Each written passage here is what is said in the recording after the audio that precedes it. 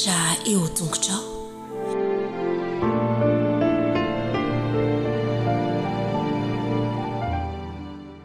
Lord, open up our eyes.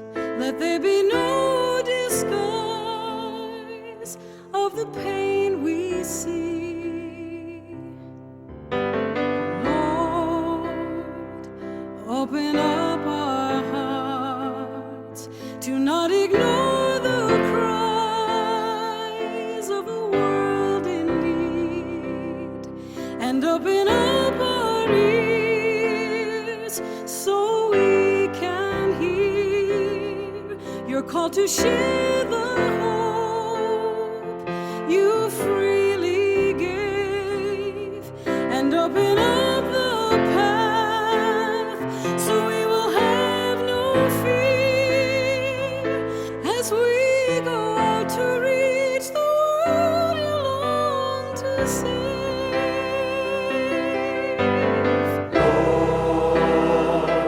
Open up our eyes. Let there be no disguise of the pain we see. Lord, open up our hearts to not ignore the cries of a world in need, and open up our ears so we can hear your call to share the hope you freely gave, and open up the path so we will have no fear as we go out to reach the world you long to save. As we go out to reach the world you long to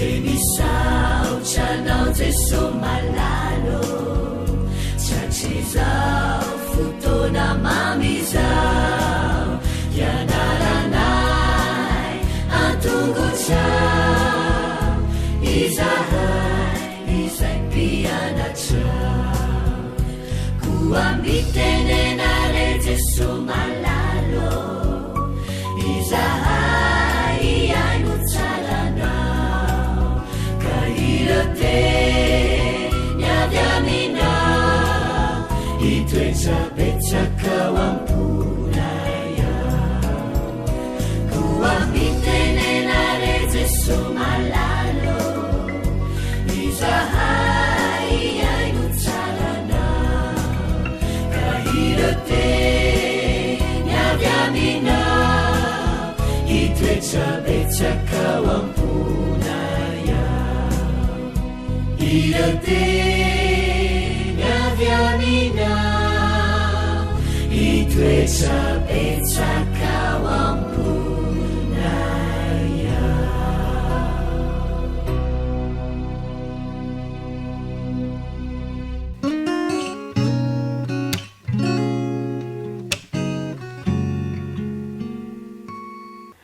Faly miarahaba ny zaza minono a, dia faly miarahaba ny zaza boto a, fa tratry ny sabata.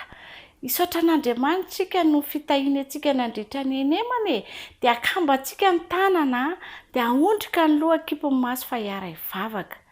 Andriamanitra ô, misaotra anao indray izay fa nomenao sabata fitsaharana, misaotra noho ny fikarakaranao anay, dia misaotra koa fa omenao fotoana hianatra lesona, omeo fahendreny zahay amin'ny anaran'i Jesosy. Amen. Iza no mikarakara. Zay ny lohateny lesona ny anarantsika nandritra ny herinandro a. Iza no mikarakara. Ny tsianjery dia ao amin'ny Salamo 4:5-7. Amin'ny andro atahorako no hitokiako anao. Amin'ny andro atahorako no hitokiako anao. Andao ary araka meriny e. Isa roa telo amin'ny andro atahorako no hitokiako anao. Bravo! Mahay tsy anjery daholo ny zaza-minono sy ny zaza-poto. De mipetraka tsara indray a, anaraka ny tantara indray zany sika izao.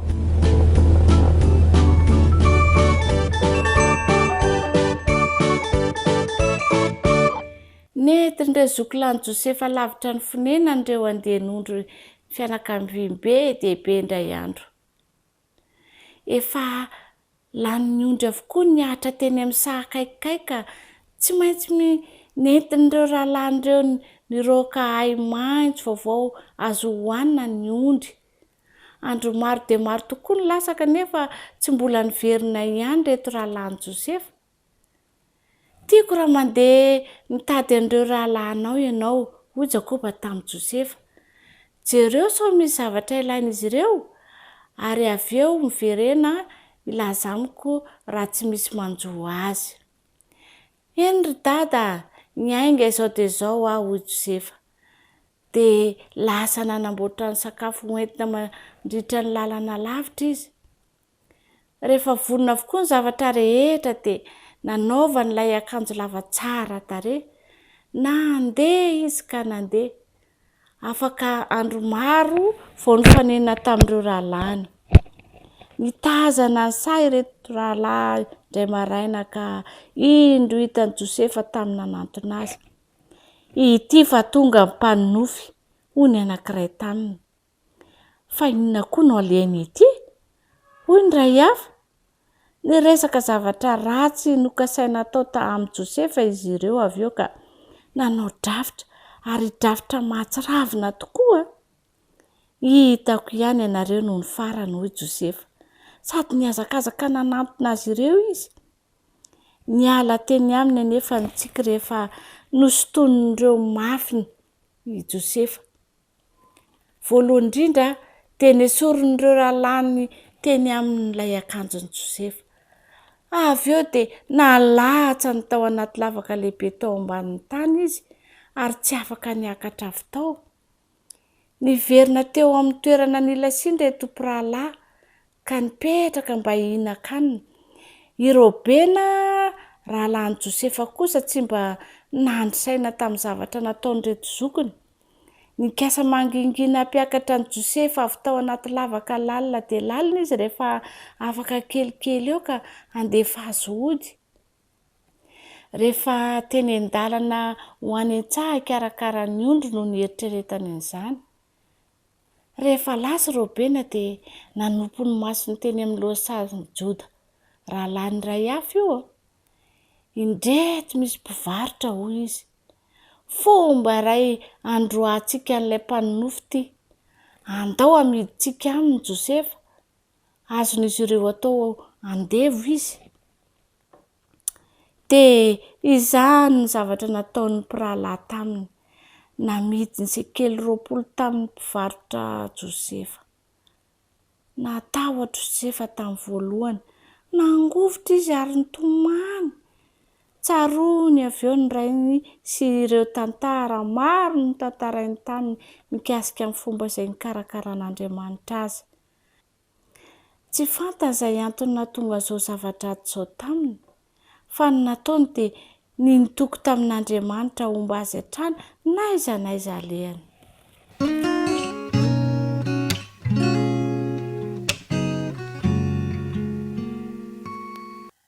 Amin'ny fofen'ny fifaliana indray raky sy namako ny arabako anareo tratry ity sabata ity. Faly tafahoana aminareo ny tenako, hiaraka amin'ny eton'ny loha hevitra fafondray ary isika izay manao hoe teny fikasana voatana. Ahoana tsara hoe teny fikasana voatana. Hainao ve ny andalan-teny izay nataontsika fitadidy? Aiza reo? Ao amin'ny Apokalipsy 1:7, izay indrindra. Apokalipsy 1:7 manao hoe arindro izy avy amin'ny rahona ary ny maso rehetra ahita azy. Andonga averina tsara e?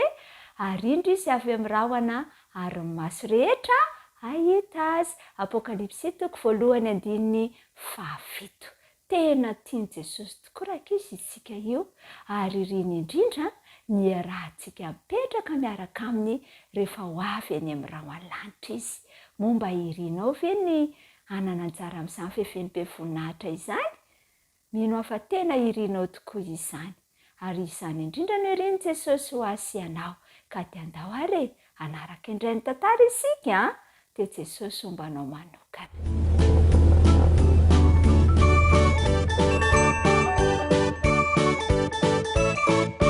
Efa mba nosainareo ve rakizy hoe anahoana fiavian'i Jesosy izay hitondra antsika ho any an-danitra? Andeha ho topazantsika maso kely no avy, toy izao no fisehon'izany. Rehefa tonga i Jesosy dia hiseho eny amin'ny rao an-lanitra izy ary ahita azy ny olona rehetra.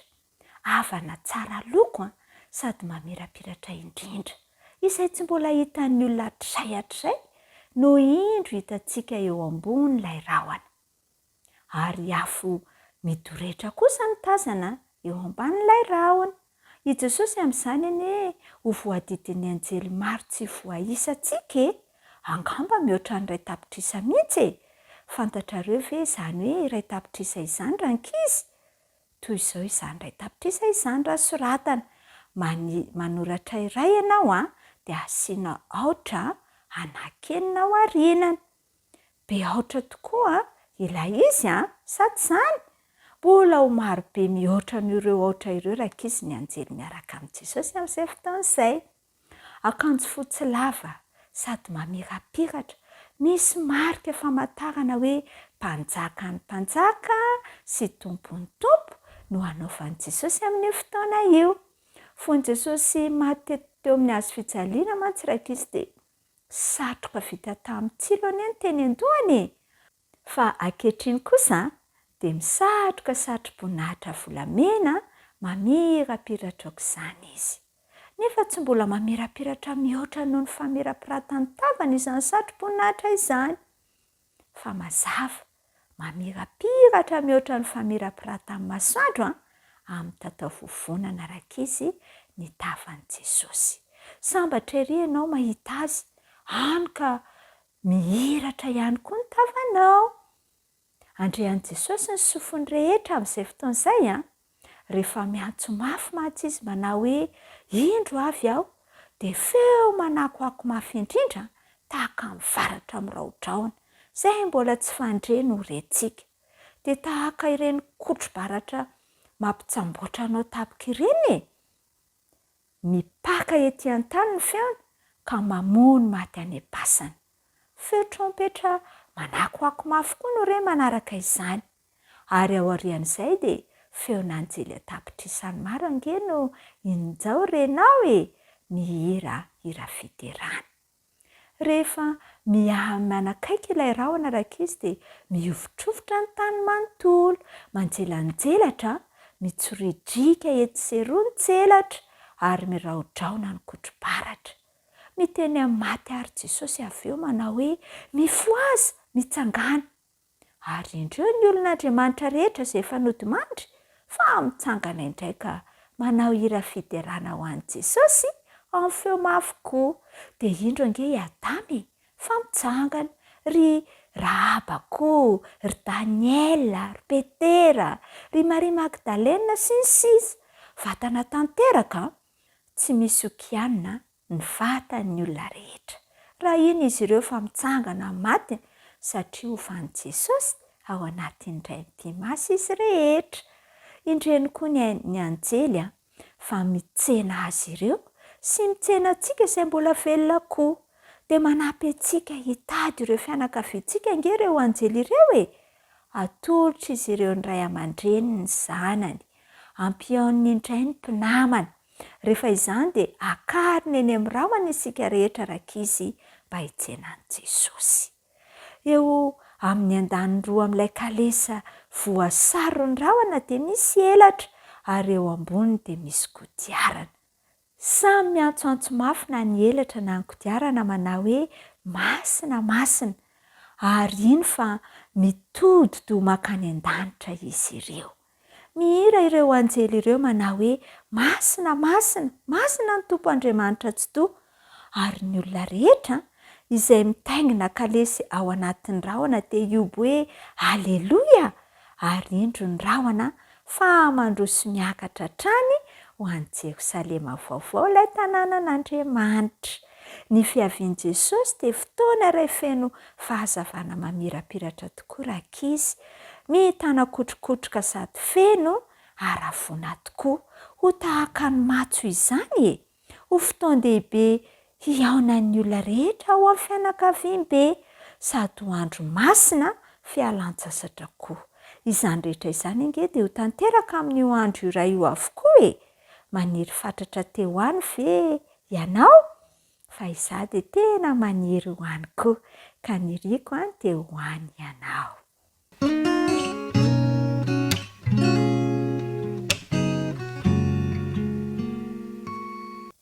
Miarabantsika tanora zandry indray dia hiaraka amerina indray isika ny lesona 10 izay nianarantsika nandritra ny herinandro. Mino aho fa nianarana tsara avokoa na ny lohateny na ny tsy anjery ary narahana tsara ny torohevitra izay nomenantsika ihany koa tao anatin'ilay lesona. Andeha ho fitiantsika ary ny zavatra izay nianarantsika nandritra ny herinandro. Averintsika aloha ilay lohateny sy ny tsy anjery. Tadidy ve ilay lohateny? Ndao ary mba ho mpandresy tsy anjery. Izay maharesy dia avelako hiaraka mipetraka amiko eo ambonin'ny seza fiandrianako. Dia tahaka ny nandreseko kosa ka niarahako mipetraka tamin'ny raiko eo ambonin'ny seza fiandrianany. Apokalipsy 3:1-2. Mahafinaritra fa haitsika tsara ny tsy anjery. Inandray ary ny zavatra hitantsika sy ny anarantsika nandritra ny herinandro iny. Mbola mitohy ny ao amin'ny tantaran'ny Jaona ihany isika. Haitsika tsara fa efa maty avokoa ireo apôstôly niaraka taminy ary ankehitriny izy dia indro fa sesy tany nogadraina tany amin'ny nosy kely anankiray antsoina hoe Patmosy. Nieritreritra tokoa ity amperora Dominisiana ity fa ny fandefasana ny Jaona ho sesy tany any amin'ny tany lavitra any dia ahafaty azy ary ahafoana tanteraka ireo filazantsara izay hoentiny. Tsy fantany anefa fa tena nisy mpamangy tokoa izy tamin'izany fotoana izany ary mpamangy izay tsy fantany ny momba azy. Tsy fantany fa rehefa tao i Jaona dia Jesosy mihitsy no namangy azy. Fantatra Jaona tsara Jesosy satria efa niaraka taminy nandritra fotoana maro tamin'ny niarahany teto an-tany izany tamin'i Jesosy teto an-tany. Niaraka taminy teny amin'ny farihy ny Galili sy ny toerana isan-karazany teny. Dia hainy tsara fa ankehitriny izy dia nisy fiovana fotsiny dia namirapiratra sy feno fahazavana satria amin'ny Mahandriamanitra ny Jesosy no hitan'ny Jaona. Tao anatin'ny fahitana no nanambaran'ny Jesosy ny zava-misy. Nisokatra teo anolohan'ny Jaona ny varavaran'ny lanitra ary izay no nahitany ireo zava-misy ireo. Ary nosoratany Jaona avokoa ireo zavatra hitany rehetra, ny afatra Jesosy ho an'ny fiangonana rehetra dia nosoratany Jaona avokoa izany.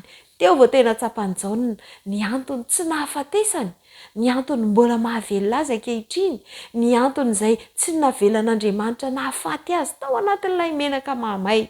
Tsapany fa mila manoratra mba ho tafita ny afatra izay tian'Andriamanitra ampitainy. Tao anatin'ny lesona izay nianarantsika ary tamin'iny herinandro iny dia fiangonana efatra no jerentsika. Afatra izay nomen'Andriamanitra ho an'ireo fiangonana efatra ireo dia ny fiangonan'ny Efesosy, fiangonan'ny Smirna, Pergamosy ary Tiatira.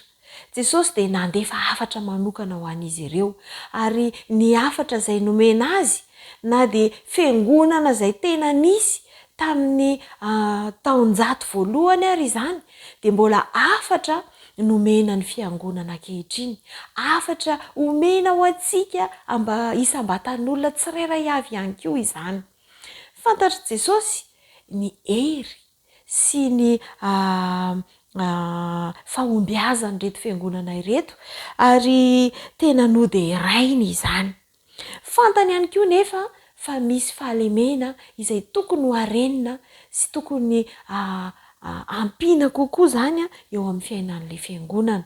Dia nandefasan'i Jesosy afatra izy ary mbola afatra ho antsika ihany koa izany. Tena zava-dehibe tokoa ny mijery ny hery sy ny fahalemena izay misy ary mandray ny torohevitra izay meny Jesosy mahakasika izany. Nanome toky Andriamanitra fa tian'ireo fiangonana ireo izy na dia tao anatin'ny fahalemeny aza. Kanefany manampy azy koa Jesosy mba hanarina izany fahalemena izany ary nampafantatra azy izany fitiavana izany. Tsy miova koa izany ankehitriny fa isika ankehitriny na dia ao anatin'ny fahalemena ary dia tena tiany Jesosy fa tiany isika raha hiaraka aminy ary hanaraka ny torohevitra izay omeny mba hiala amin'ireny fahalemena ireny. Ary mbola izay Andriamanitra izay mbola hivavahantsika ankehitriny. Izy ilay nanome teny fampanantenana fa tiantsika mandrakariva na dia manana fahalemena ary fa mila fotsiny isika ny manaraka an'ilay torohevitra. Midera azy ary isika amin'ny alalan'ny fiainoantsika ireo torohevitra sy ny fananarana izay omeny atsika ary mba hanovahantsika ny fomba fiainantsika. Dikan'izay dia hoe mila manapa-kevitra isika eo anatrehan'izay rehetra izay.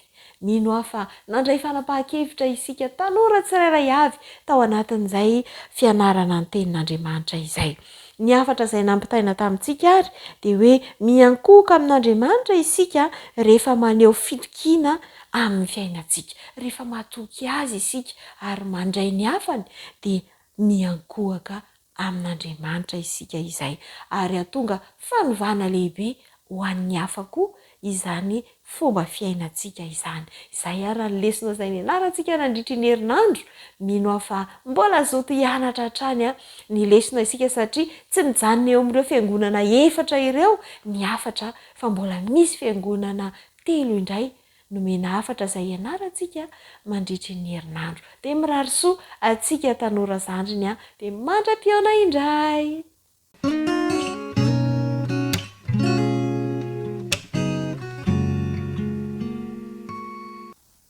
Ary miaraba ny tanora mantanto rehetra indray natratra n'izao sabata izao. Miaraba ihany koa ny zokin'ny ray aman-dreny, ny zandry rehetra ihany koa natratra ity fotoana izay hamerenantsika indray ny lesona 10 izay nianarantsika tamin'ny herinandro iny, izay mitondra ny lohateny hoe fahaizana mandanjalanja sy fahononam-po. Fahaizana mandanjalanja sy fahononam-po. Ny tsenjery dia izay hitantsika amin'ny Korinthiana voalohany toko 9:7-20 sy ny 20. Andeha rahantsika mamerina izany. Ahoana ary? Moa tsy fantatrareo fa ny tenanareo dia tempolin'ny fanahy masina izay ao anatinareo sady efa azonareo tamin'Andriamanitra, ka tsy tompon'ny tenanareo ianareo fa olom-boavidy ianareo ka dia mankalaza an'Andriamanitra amin'ny tenanareo. Raha izay tsenjery izay no resahana dia efa voafitin'izay ny lesontsika manontolo, tadidio fa tempolin'ny fanahy masina ianareo. Ny tenantsika dia tempolin'ny fanahy masina izay toeran'ny fanahy masina izay azontsika tamin'Andriamanitra ary noho izany dia tsy tompon'ny tenantsika isika fa novidiana isika ary izany indrindra ny tokony hankalazantsika an'Andriamanitra amin'ny alalan'izao tenantsika izao.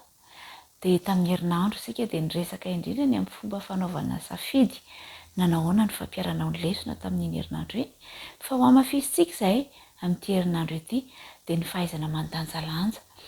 Rehefa mety efa nahita ianao ireny ampanao gym ireny ilay mandeha amin'ny hazo tokana na mandeha amin'ny tady, na ianao ihany koa mety efa nanandrana nandeha tamin'ny tady na nandeha tamin'ny hazo tokana manify, dia rehefa mandeha amin'ireny ianao dia tsy maintsy mitady ilay antsoina hoe équilibre mba hahatonga anao tsy hianjera. Dia toy izany ihany koa ny fiainantsika isan'andro mba hahafahantsika mijoro tsara dia ilaintsika ny manana ny équilibre. Ahoana ary ny fomba azotsika an'izany raha ho ampanao fanatanjahantena ho an'ireo miseho amin'ireny fandehanana amin'ny tady tokana na amin'ny hazo reny a dia mpanjiny mandrakariva ny tanjony hoe inona ny tanjony a dia mandroso ary raha vao mijanona izy dia mety enjera fa ilainy mandrakariva ny mandroso a mba tsy hampienjera azy dia toy izany ihany koa ry tanora mantoanto a ny eo amin'ny fiainantsika ilaintsika hatrany a ny mandroso ary ilaintsika hatrany a ny mametraka ny tanjontsika mba ho eo alohan'ny masontsika mandrakariva dia ahafahantsika mandroso izay arak'ilay tsenjerintsika tamin'ny herinandro dia nilaza izy fa entiny vavahady ary tery ny lalina izay makany amin'ny fiainana ka vitsy a ny mahita azy izany hoe ny fijoroantsika eo amin'ny andrin'Andriamanitra dia nitaky ny fihazonana an'i Jesosy ho ivony ny fijoroantsika raha tsy izany a dia tsy hahafantatra isika na eo amin'ny lalana tery a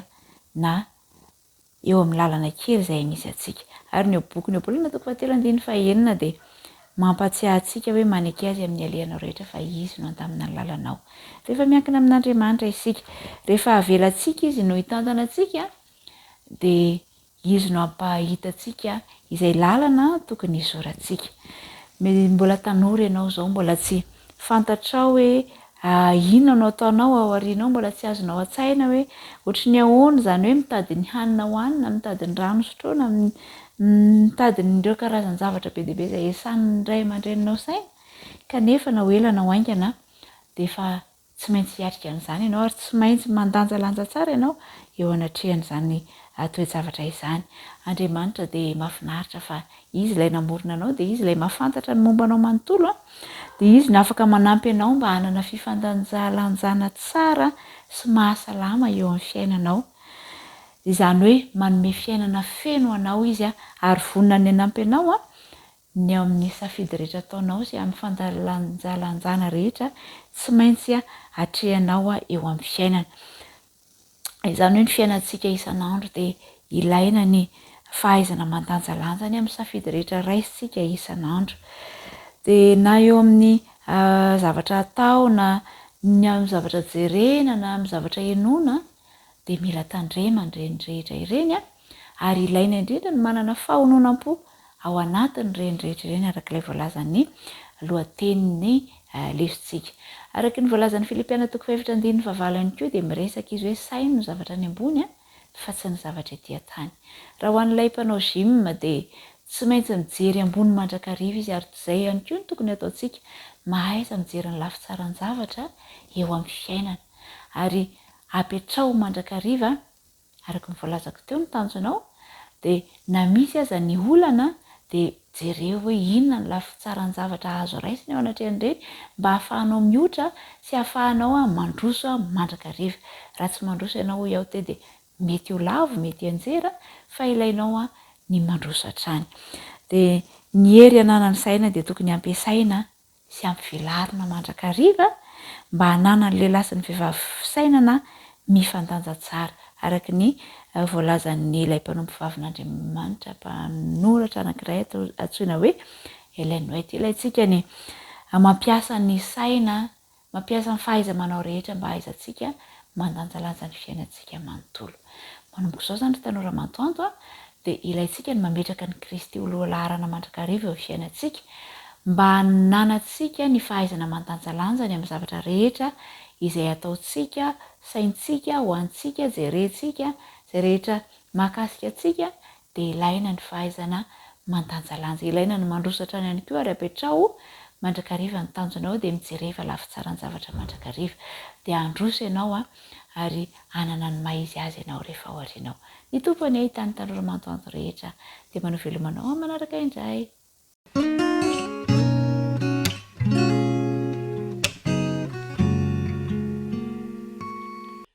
dia fandreta foana amintsika amin'izao fiaraha-mianatra sy fiarahana mamerina mianatra ny ten'Andriamanitra izao ary ny fanontaniana avy hatrany dia hoe inona indray re no fanandramana izay tian'Andriamanitra ho ataoko eo amin'ny fanarahana azy tadio mandrakariva fa izay ny tanjon'ny fiaraha-mianatra ohatr'izao dia ny hoe inona indray no ataoko rehefa avy mianatra zany tsika dia hoe inona indray no ataoko dia misy zavatra tsy maintsy anaovantsika fanandramana anaovantsika fampiarana fa raha vao tsy izany dia zava-poana ihany ny fotoana toy izao mino nefa fa raha vao manomboka isika de efa mametram-panontaniana ianao hoe tompo inona no ataoko ho anao de amaly an'izany anie izy ka de andray lesony sika ho fanandramana indray lohateny ahoana ny amiko zay ny lohateny ahoana ny amiko mety nametraka zany fanontaniana zany ngambo ianao hoe ahoana ny amiko ahoana tokoa ny amiko ty ahoana ary aty mba mametraha ianao eo amin'ny fiainana fanontaniana toy izany ho an'ny tenanao hoe ahoana ny amiko de meza manana valiny fa ity loha hevitra androany misy fanontaniana ity zany de tsy maintsy hovalitsika hoe ahoana ny amiko ahoana ny aminao andeovaka itsika ny nomery toko 12 ka hatramin'ny vavalo de zao ndray voalaza nomery toko 12 ka hatramin'ny favalo zay andininy fototra mahakasika an'ity loha hevitra ity raha misy mpaminany Jehova eo aminareo de amin'ny fahitana no isehoko aminy ary amin'ny nofy no itenenako aminy fa tsy toy izany kosa Mosesy mpanompoko izay matoky amin'ny tranoko rehetra mifanatrika no itenenako aminy zay zany le zavatra misy Andriamanitra zany a dia miresaka amin'ny fahitana amin'ireo mpaminaniny de miresaka koa izy amin'ny alalan'ny nofy fa rehefa i Mosesy a satria Mosesy mpanompo matoky amin'ny tranoko rehetra zay ny voalaza de mifanatrika no itenenako aminy raha metraka fanontaniana zao inona ny tianao miresaka amin'Andriamanitra mifanatrika ve sa amin'ny nofy sa amin'ny fahitana de tsy fantatro fa amin'ny ankapobeny aloha zany a de Mosesy no nanana tombontsoa ny resaka ny fanatrika tamin'Andriamanitra fa ny mpaminany sy ireo mpanompon'Andriamanitra ankoatran'ny Mosesy a de matetika Andriamanitra miresaka amin'ny alalan'ny fahitana amin'ny alalan'ny nofy zany hoe ny zavatra mety hitranga zany de zao amin'ny alalan'ny fahitana sy ny nofy de mbola afaka miteny aminao ny am'izany Andriamanitra mametraka fanontaniana indray zany zao sika hoe efa mba nahita fahitana ve ianao io hatramin'izay nivavahanao efa mba nanofy ve ianao de niteny taminao tamin'ny alalan'ny nofy Andriamanitra tsy fantatro fa mety efa mba samy manana zavaliny valim-panontaniana zany sika fa eto a ny ampirisihana amintsika mba hahafahantsika mamaly an'le hoe ahoana ny amiko amin'ny fomba ahoana ny itenen'Andriamanitra aminao de mampirisika atsika fa io Andriamanitra tokoa de tena miteny rehefa tsy amin'ny fahitana de amin'ny nofy de na mifanatrika fa amin'izao vanim-potoana misy antsika zao a de Andriamanitra mbola miteny na de tsy amin'ireo toe-javatra ireo aza de miteny izy amin'ny alalan'ny toriteny isika mihainy toriteny io na amin'ny radio na amin'ny fandarina toy izao de miteny ange Andriamanitra miteny izy de zay ny mahatonga atsika mifampirisika eto hoe rehefa mba fotoana ny toriteny ry any am-piangonana aoka mba tena hiaino ianao azakamo isika fa aoka tena hifantoko tsika amin'ireny toriteny reny satria miteny amin'ny alalan'ireny Andriamanitra miteny amin'ny alalan'ny fandarina toy izao ny tompo de misy fotoana izy a rehefa manana namana ianao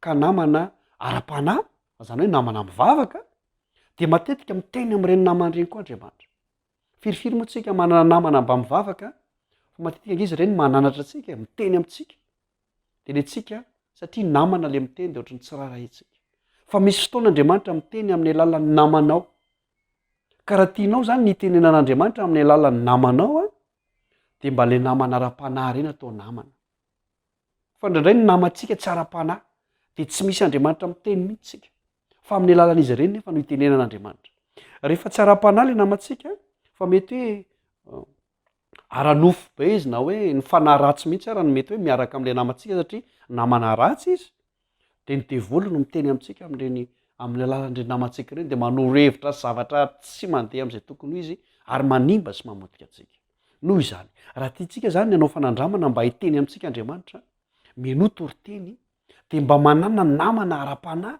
fa izy ireny matetika mananatra sy miteny amintsika ary miasa amin'ny alalan'izy ireny Andriamanitra ka rehefa mba miteny izy ireny a de mba raisoam-po hoe misaotra anao nanoro a misaotra anao nampianatra de misy fotoana Andriamanitra miteny amin'ny alalan'ny onjam-peo sy ny fahitalavitra toy izao irariana ary de zao ahoana ny amiko ahoana ny aminao mba hiteny mandrakariva aminao ny izy amin'ny toe-javatra samihafa fa zay aloha zany ny azontsika ny tantsaina teto de maherizy fa ny vavao mafaly zany de zao mbola miteny io Andriamanitra io zany hoe Andriamanitra velona ny Andriamanitritsika mandra-piresaka dray fa toy izay ny lohahevitsika raha fitinina velomarisea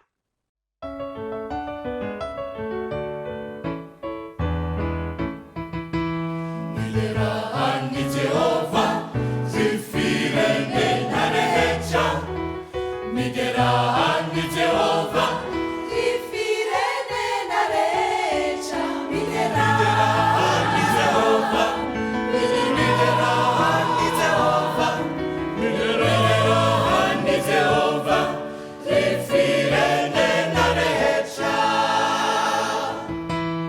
miderahanny Jehova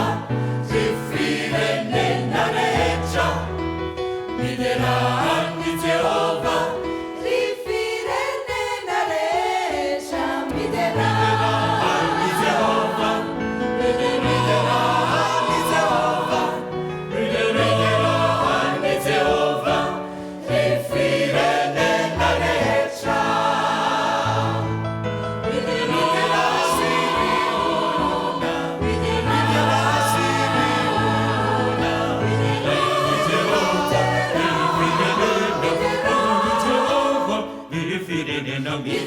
miderahanny olona miderahanny olona miderahanny Jehova rifirenena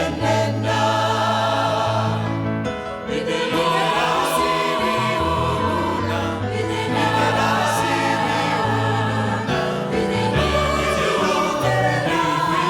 olona miderahanny Jehova rifirenena miderahanny olona miderahanny olona miderahanny Jehova rifirenena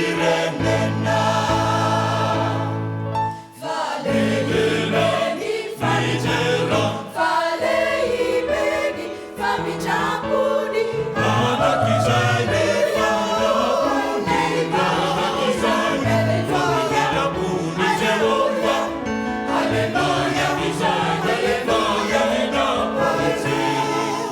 Alleluia valehibeny famijero valehibeny famitrapony manakizay rehefa manakizay rehefa miarapony Jehova Alleluia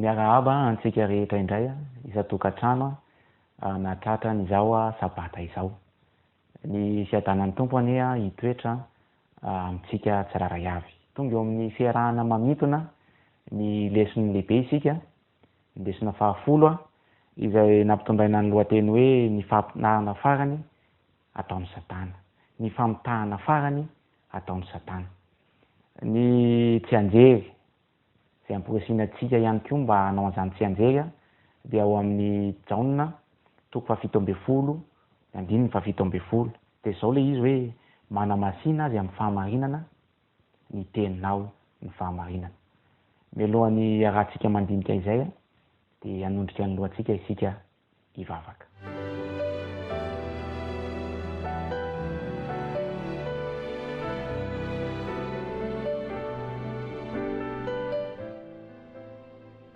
Jehovah Andriamanitra ray masina sy tsara andrena any an-danitro tombontsoa lehibe indray no nomenao anay androany zay isaoranay anao ahafahanay mandinika ny teninao mamelany eloka mamindra fo amin'ny tsara avy sokafy ny fonay sokafy ny sainay sokafy ny fanahinay ahafanay mandray an'izany teninao zany amin'ny anaran'i Jesosy amen.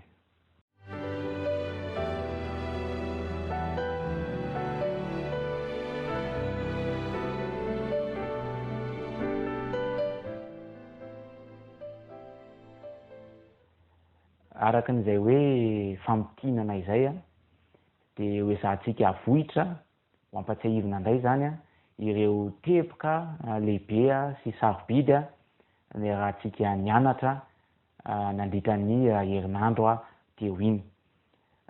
Tsara ny manipika ity am-boalohany fa ny olona rehetra araka ny lesona izay nianarana teo aloha zany dia ny olona rehetra dia hisotro ambony tany, ny olona rehetra ambony tany dia hisotro ny divay ny fahatezerana ny Babilônia. Dia fahitantsika tany aloha fa izany divay fahatezerana zany dia tsy inona akory fa ireo fampianaran-diso izay alefan'ny Satana manerana izao tontolo izao. Ary fampianaran-diso mitondra any amin'ny fahafatesana izany fampianarana izany. Ny zavatra mahafinaritra ihany koa izay fahitantsika teo tany aloha dia izao ny hoe manome fanefitra Andriamanitra.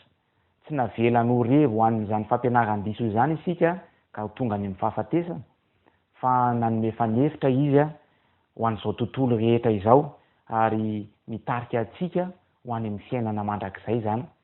Dia anisan'izany fanefitra lehibe zany ny afatry ny anjely telo. Amin'ny tapany voalohany isika dia ametraka ny ireo teboka sarobidy mahakasika an'ireo famitana ataon'ny Satana indrindra amin'izao andro farany izao. Ny amin'ny tapany faharoa kosa isika dia andinika lalindalina sy misimisy kokoa ny amin'ireo fanefitra omen'Andriamanitra antsika ahafahantsika miala amin'ny fahafatesana ka moany amin'ny fiainana mandrakizay. Ity am-piandohana dia ny zava-misy dia izao. Misy lalana izay heverin'ny olona rehetra ho mahitsy, eo mason'ny olona rehetra ho mahitsy kanjo mitondra azy ireo any amin'ny fahafatesana izany. Ao amin'ny Marka 7:12-2:20 dia misy teny toy izao. Andenge raha tsika mamaky Marka 7:12-2:20 izao mivaky ny teny. Fa izy Kristy sandoka sy mpaminany sandoka hitsangana ka haneho famantarana sy fagagana amin'ny tany na dia n'olom-boafidy aza raha azo atao izany. Misy fitaka lehibe zany ho alefan'ny Satana ary ny tena mampalahelo dia izao na ny olom-boafidy n'Andriamanitra aza ny olona voafidy dia mety ho tratrany io famitana rehetra lehibe izay alefan'ny Satana io. Ny tiana pitaina ao anatin'izany dia izao hoe amin'ny fotoana anankiray zany mety efa amin'izao andro iainantsika izao dia tena ho lehibe loatra ny famitana ataon'ny Satana ka maro no voafitaka ao anatin'izany ary ao anatin'izany ireo olom-boafidy izay mitonona fefa milaza fa manaraka an'Andriamanitra ireo. Ho hitantsika ao anatin'ny fotoana vitsy rehefa avy eo mahakasika ireo fitaka ireo. Fa ny zavatra tsara tsipihana aloha dia vakiantsika no ohabolana 7:12 dia izao ny hoe misy lalana ataon'ny olona ho mahitsy kanjo mivarina any amin'ny fahafatesana no hiafarany. Tokony ho mailo sika zany ety am-boalohany aloha dia tokony mametraka ny fahomailo fa izao satria ny olona rehetra dia mety ho tratran'izany famitana lehibe ataon'ny Satana izany. Ny zavatra tenenina an'Andriamanitra dia izao hoe tokony handalina fatratra ny tenin'Andriamanitra isika. Rehefa milefitra eo ambanin'ny fanan'Andriamanitra, eo ambanin'ny herin'Andriamanitra isika dia azontsika atao ny miala ao anatin'izany fitaka izany ka tsy ho tratran'ny famitana Satana izay tondra any amin'ny fahafatesana. Ny fitaka izay apetraka Satana dia izao hoe ny tsy fahafatesana. Mety efa nahainao izany tsika ny tsy fahafatesan'ny fanahy. ny zavatra tsara ho tadidiana dia zao hoe tsy vao androany na ho amin'ny rapitso izan-tana no mametaka an'izay fitaka izay fa efa hatramin'izay hatramin'ny taloha be dia efa nampianariny foana izany hoe tsy fahafatesan'ny fanahy izany. Raha mandinika ny tantara isika ao amin'ny apokalipsy toko 4:20, andininy 7:20, ny apokalipsy toko 7:20, ny andininy 2, andininy 7:20 sy ny sisa, manasanao mba hamaky an'izay. Fa izao lazain'ireo toko sy andinin'ireo fa misy ny hoe fonenan'ny démonie, fanahin'ny démonie, ny ody ratsy, ary rehefa miresaka an'ireo ny tenin'Andriamanitra dia maneho ny asan'ny satana izany.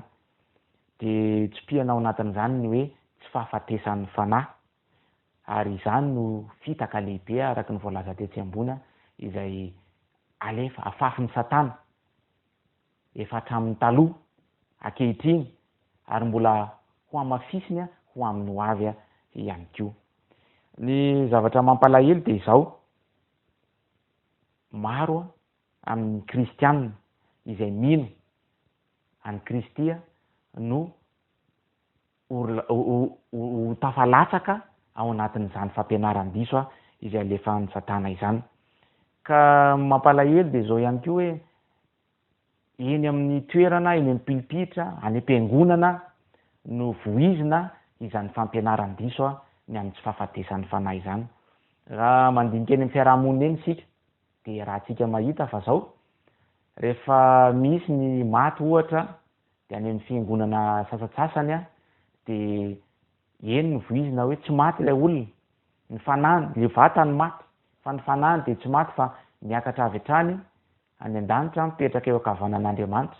Ary misy ihany koa ny mampianatra hoe fanahy tonga dia mandeha mivantana avy hatrany any amin'ny elo, any amin'ny afo mandrakizay zany, fadiova sy ny sisa sy ny sisa. Fampianaran-diso izany rehetra izany. Ndrenge ho jerentsika ny eo amin'ny mpitoriteny toko 7, andininy 5, mpitoriteny toko 7, andininy 5 dia ambaran'io toko sy andininy io sy ny hafa fa hoe ny maty dia tsy malala na inona na inona. Ny Joba toko 7:20 dia manamafy an'izany. Ny Tesalonianina voalohany toko 4, andininy 4:20 dia manamafy izany. Fa rehefa maty ny olona anankiray dia tsy malala na inona na inona, ao izy ao. Ny fanahiny tsy mandeha n'aiza n'aiza, tsisy hoe miakatra any amin'ny tanàna ankavanan'Andriamanitra, tsisy hoe makany amin'ny afo be avy hatrany, fa rehefa maty dia maty. Ny fanefitra tokana ny an'ny fiarovana ao antsika dia tsotra dia miorina amin'ny fampianarany tenin'Andriamanitra sy ny soratra masina ihany. Tsisy ankoatr'izay, rehefa vao fampianarana hafa ivelan'ny baiboly sy ny tenin'Andriamanitra dia efa fampianarana diso avy amin'ny satana avokoa ireny, ka mahatonga antsika ho revo ao anatin'izany ka hitarika antsika, hitondra antsika ho any amin'ny fahafatesana dia amin'ny fahaverezana mandrakizay izany amin'ny fotoana izay hiavian'i Kristy indray.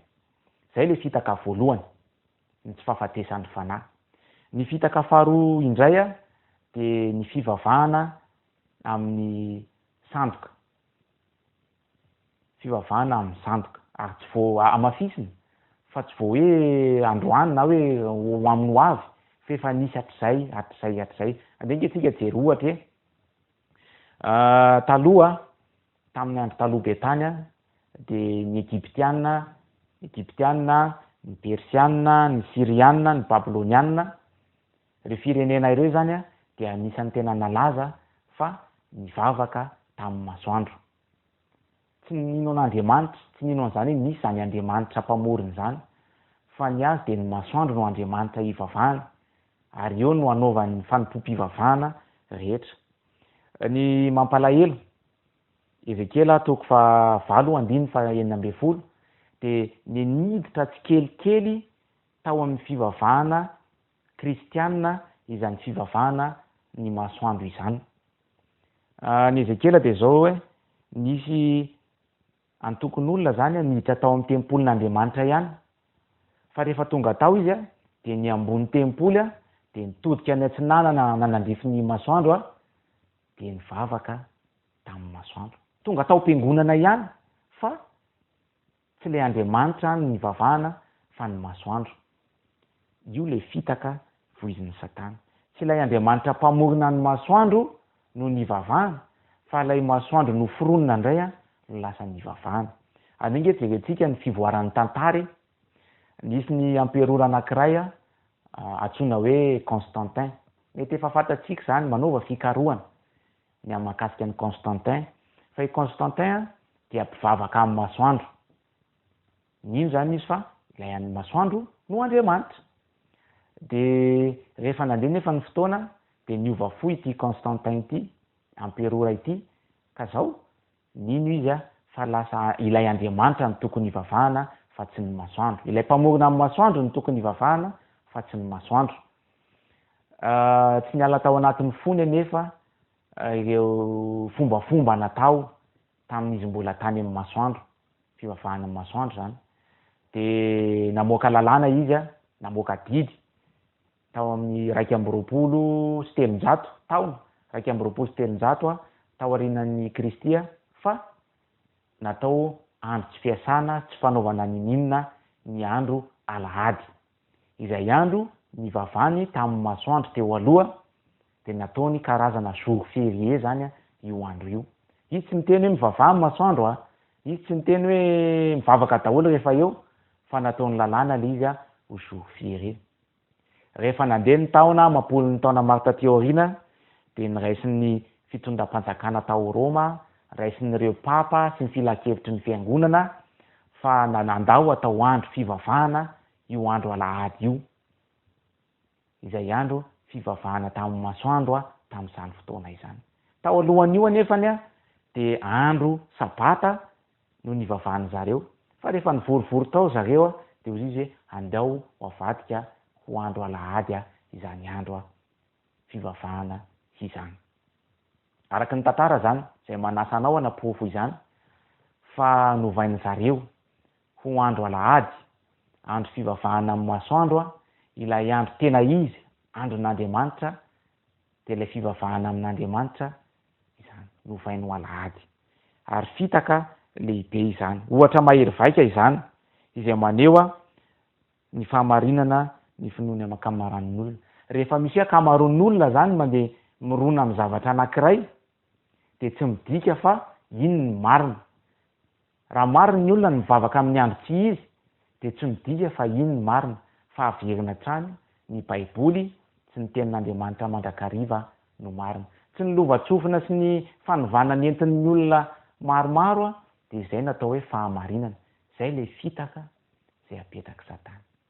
Raha fitinina zany de zao, ny fitaka voalohany de ny tsy fahafatesan'ny fanahy.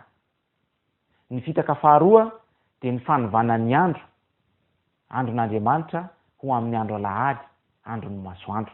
Ary maro tsy voatanisa ny olona zay tratan'izany famitana izany. Mino fa izao sy ianao de tsy ho tratan'izany. Ino ary ny fanefitra lehibe men'Andriamanitra? Misy fanefitra anankiroa reto izay fototra iorenan'izay fialana amin'ny famitana izay ataon'ny Satana izany. Ny voalohany de ny miantso anao ho amin'ny fahatokiny. Miantso anao ho amin'ny fahatokiny. Ny Apokalipsy toko 17 toko 4:17 de zao miantso fa ho rava Babilôna lehibe. Ny Babilôna resana eto zay fahitantsika tamin'ny lasa de izany fivoizana ny fampianaran'ny diso izany. Ho rava izy io ary tsy ho ela intsony. Ny fikambanana, ny fiangonana sy ny fanjakana, ireo lalàna maro samihafa, ireo fampianaran'ny diso voizina de ho rava izany. Ary rehefa fantany fa ho rava, fantatr'ireo mpandray anjara ao anatin'ny Babilôna fa ho rava dia hanao ny hery farany izy, ataontsika anatin'ny farangisosina hoe tsipaky ny mialaina, amoizana voizina mafy izany fampianaran'ny diso izany, hitarika olona maro ho any amin'ny fahaverezana indray. Fa Andriamanitra dia miantso antsika ho amin'ny fahatokiny. Misy vahoaka mandrakariva, mahatoky, tsy mety miala, tsy azo ozongozonina amin'ny fahamarinana izay an'andriamanitra irery any. Ny jaona toko fafito ambe folo andin'ny fafito ambe folo de zao hoe manamasina azy amin'ny fahamarinana ny teninao ny fahamarinana. Ny tenin'andriamanitra irery any ny fahamarinana. Miantso antsika andriamanitra mba hatoky amin'izany fahamarinana izany. Ny salamo toko ny salamo enina ambe efapolo andin'ny voalohany de manao toy izao hoe mpamonjy mora azo indrindra amin'ny fahoriana izy. Andriamanitra le resana eto. Ry havana malala, iriko mba ho ianao iry sy izao no izany vahoaka mahatoky izany. Manoloana andreo fampianaran-diso de irina mba ianao sy izao izany vahoaka mahatoky amin'andriamanitra izany. Ny endrika anankiray isehon' izany fahatokiana izany de ny Exodosy toko faharoapolo andininy voalohany ka hatramin'ny faharoapolo. Ary anisan'ny tsindriana ao anatin'izy io de ny resaka sabata, ny fivavahana amin'ny andro marina, amin'ny andro tena izy de ny sabata izany, sabata any Jehova. Tsy ireo fivavahana andro vavain'ny olona fa ny sabata any Jehova. Miantso antsika mba hatoky amin'ny mpamorona, mba hiankohaka amin'ilay andriamanitra tena izy, mba hiankohaka amin'ilay andriamanitra mpamorona fa tsy hiankohaka amin'ny zavatra hafa. Zay ny fanevitra voalohany. Ny fanevitra faharoa de izao hoe mankatoa. Ny fahasoavana no entina mankatoa. Ny fankatoavana dia fanevitra lehibe ahatonga antsika tsy ho tafalatsaka amin'ny fampianaran-diso sy ny divay izay voizina amin'izao vanim-potoana iainantsika izao. Ny zavatra azo resahana ao anatin'izany dia ny Apokalipsia toko fahavalo ambin'ny folo andininy fahaefatra. Apokalipsia toko fahavalo ambin'ny folo andininy fahaefatra. De zao izy hoe miala aminy anareo ry oloko, mba tsy hombonanareo ota aminy ary mba tsy hisy azo anareo ny loza manjoa azy. Le fialana eto zany de miala amin'le Babilôna. Le Babilôna eto de le fampianaran-diso.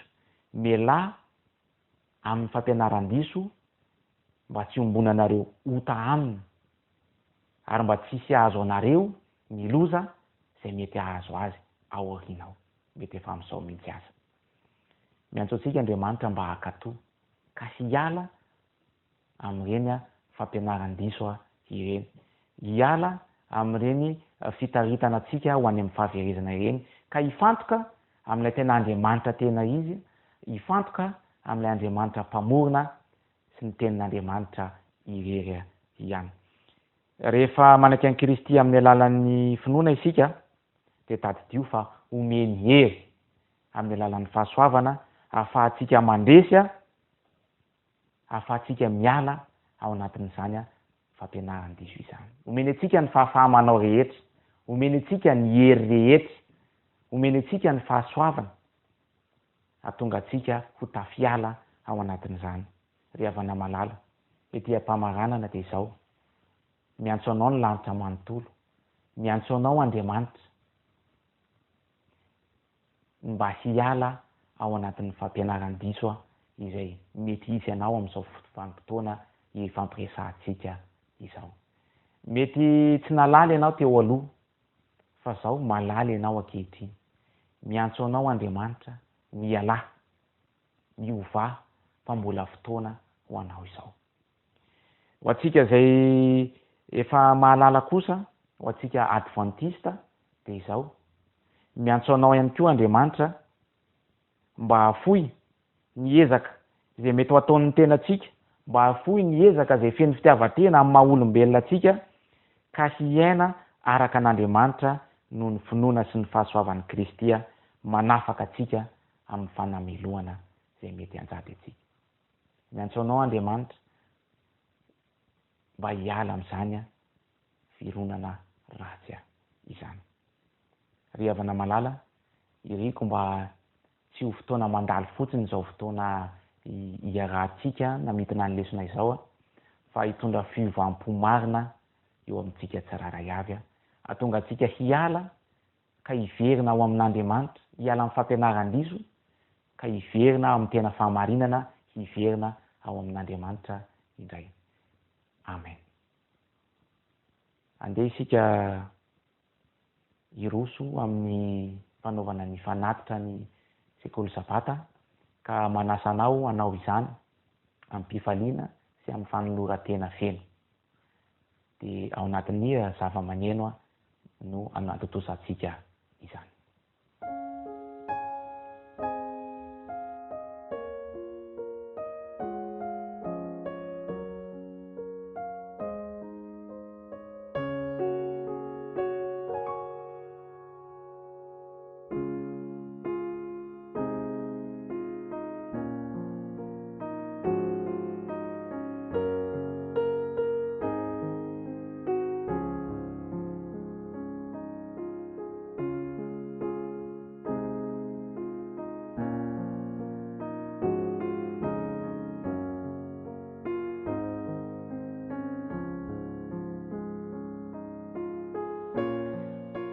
Iaraka anondrika ny loha isika hivavaka ho amin'ny fanatitra sy ho amin'ny lesona teo ihany koa. Jehovah Andriamanitra Ray masina sy tsara indrindra izay any an-danitra, hiderinao zahay mankalaza ny anarana mandrakarivo.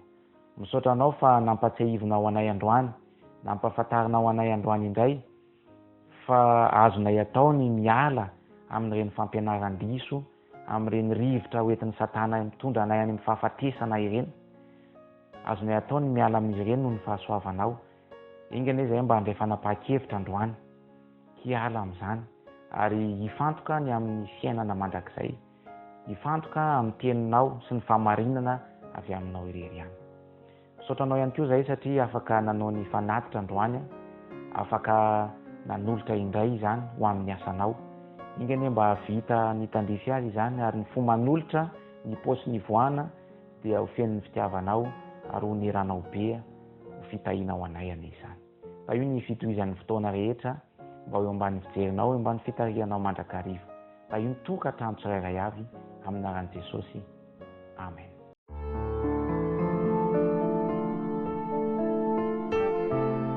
Mianatra eo an-tongotrao